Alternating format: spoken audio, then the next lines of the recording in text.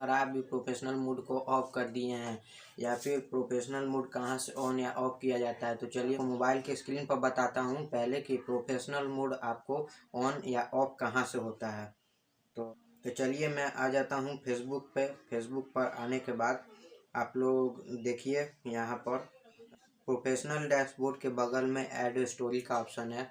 Add story के नीचे three dot है, तो इस थ्री डॉट पे आपको क्लिक करना है।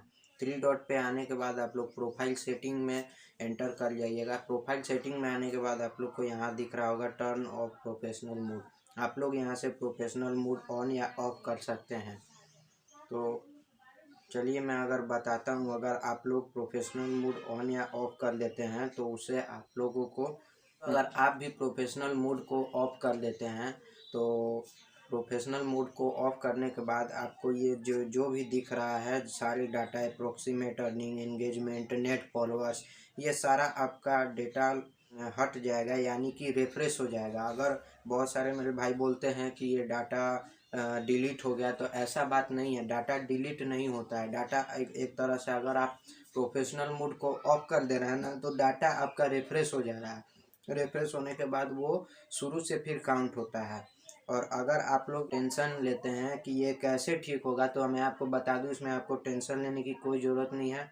आप लोग जब ये लास्ट 28 डेज अगर कंटिन्यू काम करेंगे, उसके बाद ये आपका ऑटोमेटिकली ठीक हो जाएगा। पहले के तरह ये आ जाएगा यहाँ पर इसका।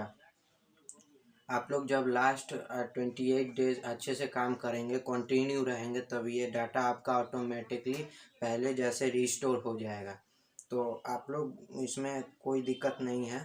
और अगर आप इसको बार बार ऑन या ऑफ करते हैं तो आपको इशू आ सकता है। मोड को अगर बार बार आप लोग ऑन या ऑफ करते हैं तो प्लीज़ उसको नहीं करें। अगर वो आप लोग करते हैं तो मोनेटाइजेशन के टाइम पर उसका बहुत इशू आ सकता है।